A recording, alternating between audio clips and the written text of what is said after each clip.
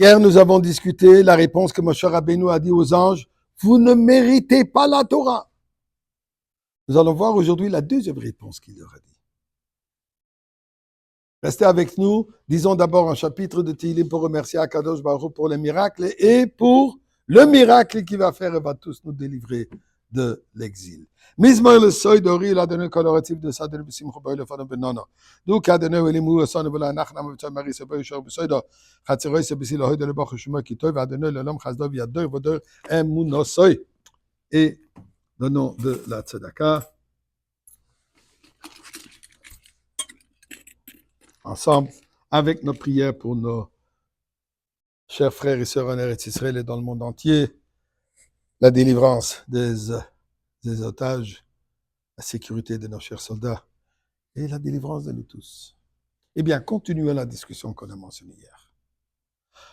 Plus du fait, mon cher Abbé nous leur dit que vous ne le méritez pas, vous n'allez pas pouvoir l'apprécier, vous ne pouvez même pas l'appliquer. Ce qui est dit dans la Torah ne s'applique pas à vous. Et voilà ce qu'il dit. Continue la Gemara, comme je dis hier, Shabbat, Pechet, Amud Bet,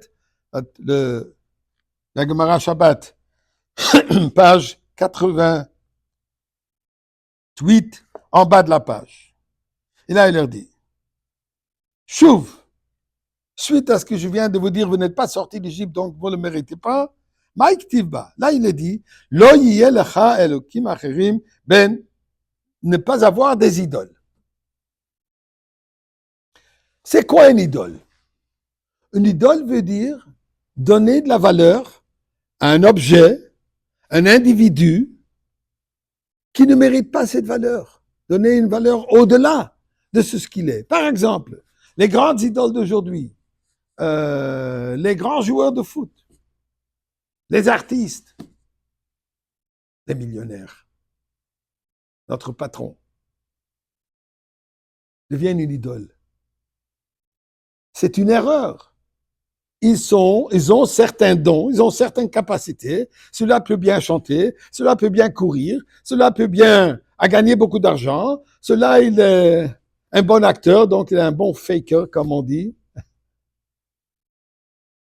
C'est pas plus que ça. Ne pas lui attacher une importance au-delà de ce qu'il est. Alors il leur dit, est-ce que vous avez cela? Est-ce que vous vivez dans une ambiance autre que la divinité, qu'il y a possibilité que vous allez avoir des idoles?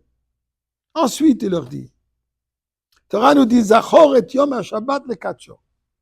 Souvenez-vous de sanctifier les jours de Shabbat. Klum atem osim melacha, shatet tzrichim shvut. Est-ce que vous travaillez, que vous avez besoin de vous reposer un peu plus profond? Est-ce qu'il y a une différence chez vous entre un jour de semaine et le jour de Shabbat? Vous êtes toujours dans la sainteté. Vous vivez toujours dans cette ambiance de Kedusha. Alors, de quelle manière vous allez différencier entre le jour de semaine et le jour de Shabbat? Vous êtes toujours dans le Shabbat. Et il continue. Torah dit, il faut être honnête dans les affaires. Tous les différents niveaux. Avec qui vous faites des affaires? Vous faites des investissements? Crypto? L'immobilier? Schmatologue? Qu'est-ce que vous faites? De quelle manière donc la Torah va s'appliquer à vous? Et de cette manière, il mentionne aussi, respectez les parents. Alors, est-ce que vous connaissez votre père et votre mère? Vous avez des parents que vous devez respecter. Donc, il leur dit, écoutez, la Torah, elle est donnée d'une manière qui ne s'applique que à des êtres humains. Elle ne s'applique pas à vous. Donc, qu'est-ce que vous voulez? Agmar a dit, ils étaient d'accord. Non seulement ils étaient d'accord, ils lui ont donné des cadeaux. Même l'ange de la mort, le Malach HaMavet, lui a donné un cadeau. Il lui a donné le secret des Ketoret, que quand Chas Shalom, il y aurait une plaie, avec les Ketoret, il peut sauver les personnes. Mais c'est quoi le message ici? Pourquoi la Torah nous raconte ça? Est-ce que les anges n'étaient pas au courant de tout cela? Et pourquoi est-ce que Moshe Rabbeinu dit, Dieu dit à Moshe Rabbeinu, c'est à toi de répondre. L'idée est très simple. Dieu veut fortifier, que l'être humain représenté par Moshe Rabbeinu comprenne que la Torah, malgré son ampleur divine, la sagesse divine, qui bien sûr est bien au-delà de notre compréhension. Bottom line, comme on dit, tachlis, c'est quoi? L'action. Dieu veut. C'est la raison à lui.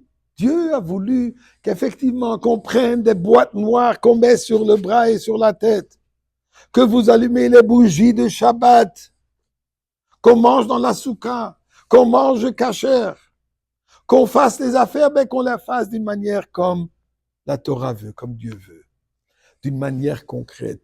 C'est ça le but de la Torah et c'est ça le but de la création. Pourquoi? Pour arriver à la transformation finale absolue. Avec la venue de Mashiach, que là nous aurons aussi l'autre dimension de la Torah, la sagesse absolue. Et nous prions à Kadosh Baruch Hu. Now, maintenant.